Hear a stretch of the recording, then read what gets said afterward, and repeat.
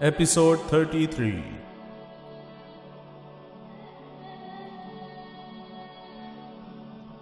سرحدی قلعہ ایک پہاڑی کے دامن میں تھا۔ قسطلہ کے 700 سپاہی اس پر کئی حملے کر چکے تھے۔ ان کا ایک حملہ اس قدر سخت تھا کہ قلعے کے محافظ اپنی زندگی سے مایوس ہو چکے تھے۔ قریباً 200 سپاہی اوپر سے تیروں اور اینٹوں کی بارش کے باوجود سیڑھیاں لگا کر فصیل کے اوپر جا پہنچے۔ قلعے کا محافظ اور اس کے ساتھ قریباً 100 مجاہدین لڑتے ہوئے شہید ہو گئے، لیکن عبد المنعم نے ان کے حوصلے پست نہ ہونے دیے۔ مجاہد اپنے نئے سالار کی تقلید میں موت و حیات سے بے پرواہ ہو کر دشمن پر ٹوٹ پڑے، اور قلعے کے اندر داخل ہونے والوں میں سے بہت کم ایسے تھے جنہیں دوبارہ زندہ باہر نکلنے کا موقع ملا۔ اس شدید نقصان کے بعد نصرانی چند دن اہل قلعہ کے ساتھ معمولی چھیڑ چھاڑ پر اتفاق کرتے رہے۔ بالآخر ایک رات ان کے پاس 200 تازہ دم سپاہیوں کی کمک پہنچ گئی اور انہوں نے الصبح قلعے پر فیصلہ کن حملہ کر دیا۔ قسطلہ کے سالار نے حلف اٹھایا تھا کہ جب تک یہ قلعہ فتح نہیں ہوگا میں پیچھے نہیں ہٹوں گا۔ عبد المنعم کے ساتھیوں کے تیر ختم ہو چکے تھے اور وہ فصیل پر سے اینٹیں پھینک پھینک کر دشمن کو پیچھے ہٹانے کی کوشش کر رہے تھے۔ رسد کی کمی کے باعث گزشتہ 4 دن سے ہر سپاہی کو 2 وقت کے لیے جو کی صرف ایک روٹی ملتی تھی۔ دوپہر کے وقت بھوک اور تھکاوٹ سے نڈھال سپاہی دشمن کے پے در پہ حملوں سے مغلوب ہو رہے تھے۔ دشمن کے چند دستے سیڑھیاں لگا کر فصیل پر پہنچ گئے تھے اور دست بدست لڑائی شروع ہو چکی تھی۔ قلعے کے محافظوں میں سے اب کوئی ایسا نہ تھا جسے اپنی زندگی کا ایک اور دن دیکھنے کی امید تھی۔ اچانک ایک طرف سے گھوڑوں کی ٹاپ اور اللہ اکبر کے نعرے سنائی دیے اور آن کی آن میں 300 سواروں نے قسطلہ کی فوج پر چاروں طرف سے حملہ کر دیا۔ 1 گھنٹے کے اندر میدان خالی ہو چکا تھا اور قلعے کے ارد گرد دور دور تک نصرانی سپاہیوں کی لاشیں بکھری ہوئی تھیں۔ سواروں نے بھاگتے ہوئے نصرانیوں کا چند میل تک تعاقب کیا اور گنتی کے چند آدمیوں کے سوا کسی کو بچ کر نکلنے کا موقع نہ دیا۔ جب وہ شام سے کچھ دیر پہلے واپس آئے تو قلعے کے محافظ اتنی دیر میں قسطلہ کی فوج کے پڑاؤ سے بہت سا سامان قلعے کے اندر منتقل کر چکے تھے۔ چند ماہ کے رسد اور سامان جنگ کے علاوہ تقریباً 250 گھوڑے اور 50 خچر ان کے قبضے میں آ چکے تھے۔ سواروں کو واپس آتا دیکھ عبد المنعم کے ساتھیوں نے باہر نکل کر خوشی کے نعرے بلند کیے۔ نوجوان سالار نے گھوڑے سے اترتے ہی سوال کیا، آپ کا سالار کون ہے؟ ایک بوڑھے مجاہد نے جواب دیا، وہ اندر ہیں، ان کے بازو پر زخم آ گیا تھا۔ زخم خطرناک تو نہیں؟ نہیں، معمولی زخم ہے، دراصل وہ بہت زیادہ تھکے ہوئے ہیں، چلیے میں ان سے ملنا چاہتا ہوں۔ نوجوان بوڑھے مجاہد کے ساتھ باتیں کرتا ہوا قلعے کے ایک کمرے کے اندر داخل ہوا۔ عبد المنعم لکڑی کے ایک تختے پر لیٹا ہوا تھا۔ پاؤں کی آہٹ پاتے ہی وہ اٹھ کر کھڑا ہو گیا۔ نوجوان نے آگے بڑھ کر اس کے ساتھ مصافحہ کیا اور پوچھا، آپ کا زخم گہرا تو نہیں؟ نہیں، معمولی خراش ہے، تشریف رکھیے۔ نوجوان ایک کرسی پر بیٹھ گیا اور عبد المنعم نے لکڑی کے تختے پر بیٹھتے ہوئے سوال کیا، آپ طلح سے آئے ہیں؟ ہاں۔ وہاں کے حالات کیسے ہیں؟ نوجوان نے جواب دیا، حالات تشویشناک ہیں، الفانسو کی افواج 3 اطراف سے بڑھ رہی ہے، میں یہ چاہتا ہوں کہ آپ فوراً یہ قلعہ خالی کر دیں۔ عبد المنعم کچھ دیر غور سے نوجوان کی طرف دیکھتا رہا۔ اچانک اس نے سوال کیا، آپ طلح کے رہنے والے ہیں؟ نہیں، میں غرناطہ سے آیا ہوں۔ میرا مطلب ہے کہ آپ کا اصلی وطن کون سا ہے؟ قرطبہ۔ تمہارا نام احمد ہے؟ نوجوان نے قدرے چونک کر عبد المنعم کی طرف دیکھا اور کہا، ہاں، لیکن آپ کو کیسے معلوم ہوا؟ عبد المنعم جواب دینے کے بجائے ہونٹ بھیج کر سسکیاں روکنے کی کوشش کر رہا تھا۔ اس کی آنکھوں میں آنسو جھلک رہے تھے۔ احمد اب غور سے اس کی طرف دیکھ رہا تھا۔ عبد المنعم کے ایک بوڑھے ساتھی نے کہا، آپ کا نام احمد بن عبد المنعم ہے؟ ہاں۔ احمد نے حیرت زدہ ہو کر بوڑھے کی طرف دیکھتے ہوئے جواب دیا۔ بوڑھے نے کہا، اگر تم اپنے باپ کو دیکھو تو پہچان لوگے؟ آپ کو ان کے متعلق؟ احمد نے فقرہ پورا کیے بغیر دوبارہ اپنی نگاہیں عبد المنعم کے چہرے پر گاڑ دی۔ اس کے دل کی دھڑکنوں نے ماضی کے کئی نقاب الٹ دیے۔ انسانی حسن و وقار کے ایک پیکر مجسم کی تصویر اس کے شعور کی سطح پر ابھرنے لگی۔ ایک سفید ریش بوڑھے کی آنسوؤں سے جھلکتی ہوئی آنکھیں اسے یہ پیغام دینے لگی، دیکھو میں وہی ہوں۔ ابا جان، ابا جان، احمد کے منہ سے کرب کی ڈوبی ہوئی آواز نکلی۔ باپ اور بیٹا بیک وقت اٹھے اور ایک دوسرے کے ساتھ لپٹ گئے۔ رات کے وقت جب تھکے ماندے سپاہی گہری نیند سو رہے تھے، احمد اور عبد المنعم ایک علیحدہ کمرے میں بیٹھے ایک دوسرے کو اپنی سرگزشت سنا رہے تھے۔ پچھلے پہر جب وہ کوچ کی تیاری کر رہے تھے، احمد نے کہا، ابا جان، میں یہ چاہتا ہوں کہ آپ گھر جائیں، آپ کو ایک لمبے عرصے کے لیے آرام کی ضرورت ہے۔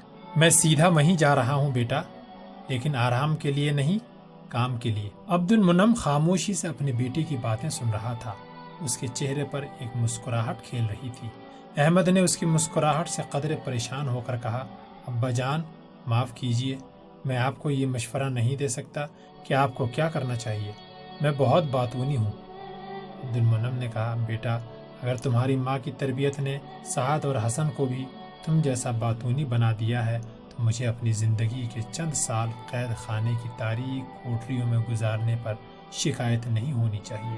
اس وقت جبکہ مجھے مامون کے حکم سے دوبارہ قید خانے میں بھیجا جا رہا تھا، یہ کون کہہ سکتا تھا کہ طلح میں بنی ذنون کے اقتدار پر آخری ضرب لگانے والا میرا اپنا بیٹا ہوگا۔ مجھے تم پر فخر ہے اور اب میں اندلس کے مستقبل سے مایوس نہیں، لیکن یاد رکھو ابھی تمہاری راہ میں کئی پہاڑ حائل ہیں۔ طلح والوں نے ایسی غلطی کا اعادہ کیا ہے جو ہم سے ہوئی تھی۔ انہیں عمر المتوکل کے بجائے عوام کی قوت پر بھروسہ کرنا چاہیے تھا۔ قرطبہ میں وہ ہمیں تنہا چھوڑ گیا تھا۔ مجھے اندیشہ ہے کہ آزمائش کے وقت وہ اہل طلح کو بھی نہ چھوڑ دے۔ احمد نے کہا، اسے بلانے کا فیصلہ شہر کے اکابر نے کیا تھا۔ انہیں امید ہے کہ اگر دوسری سلطنتوں کے عوام نے ان کے حوصلہ افزائی کی تو وہ آخری دم تک مقابلہ کرے گا۔ یہ وقت آنے پر معلوم ہوگا۔ تاہم میں یہ دعا کرتا ہوں کہ خدا اسے استقامت دے۔ ممکن ہے کہ میں چند دن آرام کرنے کے بعد اپنے لیے یہی محاذ منتخب کروں۔ اگلی دوپہر باپ اور بیٹا ایک ایسے چوراہے پر کھڑے تھے جہاں سے ایک راستہ طلح دوسرا سیدھا قرطبہ کی طرف جاتا تھا۔ عبد المنعم تنہا غرناطہ کا رخ کرنے کے بجائے چند منازل تک قرطبہ کے قیدیوں کا ساتھ دینے کا فیصلہ کر چکا تھا۔ احمد نے اپنے باپ کو رخصت کرتے ہوئے کہا، ابا جان، اگر مجھے امی جان کے متعلق پریشانی نہ ہوتی تو میں آپ کو طلح سے ہو کر گھر جانے پر مجبور نہ کرتا۔ مجھے آپ سے ایک ضروری بات کہنے کی جرت نہیں ہوئی۔ عبد المنعم نے غور سے اپنے بیٹے کی طرف دیکھا اور کہا، احمد، تم اس لڑائی کے متعلق کچھ کہنا چاہتے ہو؟ احمد نے جواب دینے کے بجائے آنکھیں نیچی کر لیں۔ عبد المنعم نے پھر کہا، احمد، کیا میں تمہیں خوشخبری سنا دوں کہ تم شادی کر چکے ہو؟ احمد نے چونک کر جواب دیا، نہیں ابا جان، یہ آپ کو کس نے بتایا؟ میں صرف یہ کہنا چاہتا ہوں کہ جب میں اس طرف آ رہا تھا تو شیخ ابو یعقوب نے اس بات کی خواہش ظاہر کی تھی۔ عبد المنعم نے کہا، بیٹا، میری دعائیں تمہارے ساتھ ہیں۔ تمہارا یہ فرض ہے کہ وقت کی آندھیوں سے اپنے حصے کی مسرتیں چھین لو۔ جن حالات میں تم نے ایک دوسرے کو تلاش کیا، ان کا تقاضا یہ ہے کہ تم طلح پہنچتے ہی شادی کر لو۔ میں بہت جلد طلح آنے کی کوشش کروں گا، لیکن تم میرا انتظار نہ کرنا۔ ممکن ہے میں کسی اور محاذ پر چلا جاؤں۔ احمد کے ساتھیوں کا قافلہ کافی دور جا چکا تھا اور عبد المنعم کے ساتھی چند گز دور کھڑے اس کا انتظار کر رہے تھے۔ باپ اور بیٹے نے ایک دوسرے کو خدا حافظ کہا اور اپنے اپنے گھوڑوں کو ایڑ لگا دی۔ الماس کسی کی آواز سن کر باہر نکلا۔ ایک سوار دروازے پر کھڑا تھا۔ الماس ایک ثانیہ سکتے کے عالم میں کھڑا رہا اور پھر اچانک آگے بڑھ کر گھوڑے کی باگ پکڑتے ہوئے چلایا، آقا، میرے آقا! سوار نے گھوڑے سے اتر کر اسے گلے لگا لیا۔ آقا، آپ آ گئے؟ میرے سپنے سچے نکلے، چلیے اندر چلیے، الماس نے ایک بچے کی طرح سسکیاں لیتے ہوئے کہا۔ خادمہ نے دروازے کے قریب آ کر پوچھا، الماس کون ہے؟ الماس نے بلند آواز میں جواب دیا، آقا آ گئے۔ عبد المنعم اندر داخل ہوا۔ سکینہ برآمدے میں کھڑی تھی۔ اس کی تمام حسیات آنکھوں میں جمع ہو چکی تھی۔ اس کی حالت اس کشتی کے ملاح سے مختلف نہ تھی جو ایک بے کراں سمندر کی بھیانک تاریکیوں میں اچانک روشنی کا مینار دیکھ رہا ہو، ایک تھکے ماندے مسافر کی طرح جس کی ہمت اپنی منزل دیکھتے ہی جواب دے چکی ہو۔ عبد المنعم آہستہ آہستہ قدم اٹھا رہا تھا۔ سکینہ کی نگاہوں کے سامنے آنسوؤں کا پردہ حائل ہو رہا تھا۔ یہ پردہ بھاری ہوتا گیا، یہاں تک کہ عبد المنعم صحن عبور کرنے کے بعد بارآمدی کی سیڑھیوں کے پاس پہنچ چکا تھا۔ وہ صرف ایک دھندلی سی تصویر دیکھ رہی تھی۔ سکینہ، میں آ گیا ہوں، اس نے ڈوبتی ہوئی آواز میں کہا۔ سکینہ کے ہونٹ کپ کپائے، اس کی پلکیں جھک گئیں، اس کی آنکھوں سے جھلکتے ہوئے آنسو بہہ نکلے اور زندگی کے چہرے سے ماضی کا غبار دھل گیا۔ سکینہ، عبد المنعم نے بارآمدے کی سیڑھیوں پر چڑھتے ہوئے کہا، اور وہ سسکیاں لیتی ہوئی اس کے ساتھ لپٹ گئی۔ بڑی مشکل سے اس کے منہ سے چند الفاظ نکلے، میں یہ خواب کئی بار دیکھ چکی ہوں، مجھے اپنی آنکھوں پر اعتبار نہیں رہا، خدا کے لیے مجھے بتائیے کہ یہ خواب تو نہیں؟ یہ خواب نہیں سکینہ، اب تم اپنے سپنوں کی تعبیر دیکھ رہی ہو۔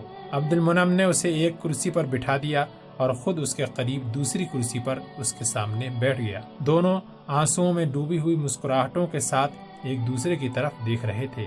اچانک سکینہ چلائی، میمونہ، میمونہ! کیا ہے امی جان؟ میمونہ نے ساتھ والے کمرے کے دروازے سے جھانکتے ہوئے کہا۔ میمونہ، ادھر آؤ، یہ سعد کے ابا جان ہیں، مجھے بتاؤ کہ میں خواب تو نہیں دیکھ رہی؟ میمونہ نے شرماتے ہوئے آگے بڑھ کر عبد المنعم کو سلام کیا۔ سکینہ نے کہا، آپ جانتے ہیں یہ کون ہے؟ میں جانتا ہوں، مجھے احمد نے اس کے متعلق بتایا تھا۔ احمد نے؟ وہ آپ کو کہاں ملا؟ آپ اسے ساتھ کیوں نہیں لائے؟ مجھے سب کچھ بتائیے، وہ تلا گیا تھا، آپ کہاں تھے؟ عبد المنعم نے کہا، پہلے آپ اس بات کا یقین کر لیں کہ یہ خواب نہیں۔ سکینہ نے کہا، آپ میری دیوانگی پر خفا نہ ہوں۔ میمونہ نے کہا، اگر آپ اجازت دیں تو میں خالہ جان کو اطلاع دے آؤں۔ سکینہ نے کہا، جاؤ، اور میمونہ خادمہ کے ساتھ باہر نکل گئی۔ احمد اپنی مہم سے فارغ ہو کر طلع واپس پہنچا تو عمر المتوکل کے ہر اول دستے شہر میں داخل ہو رہے تھے۔ ایک ہفتے کے بعد عمر المتوکل باقی فوج کے ساتھ خود بھی پہنچ گیا اور طلع کی عارضی حکومت اس کے حق میں دست بردار ہو گئی۔ احمد نے واپس آتے ہی پھر رضاکاروں کی تنظیم کا کام سنبھال لیا۔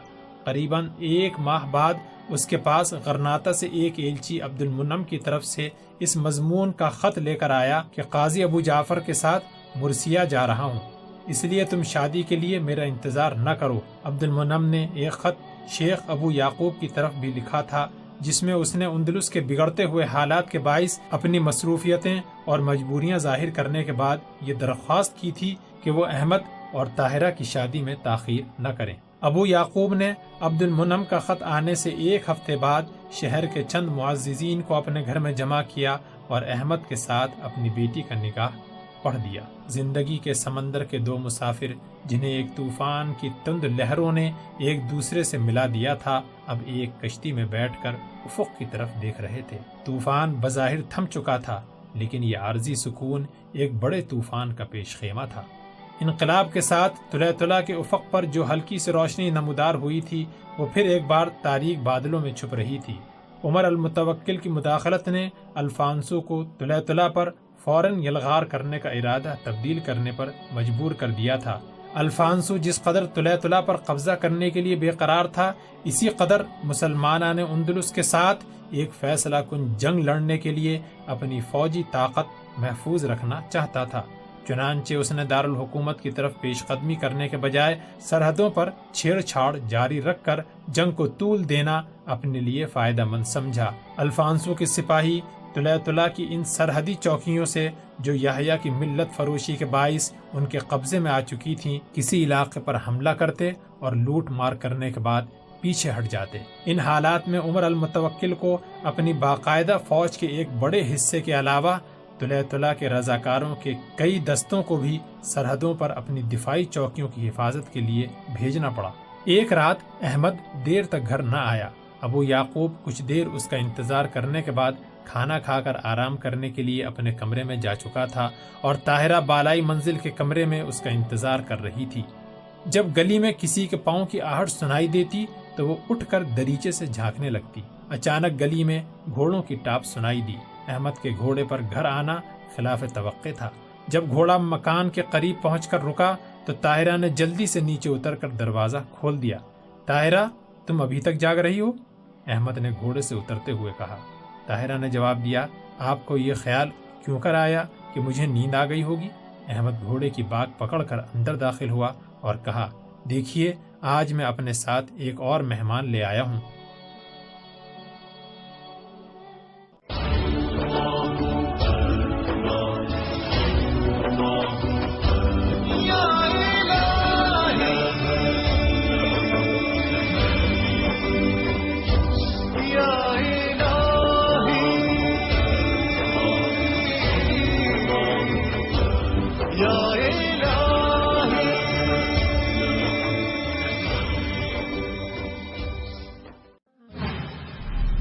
پیشکش رہبر ٹی وی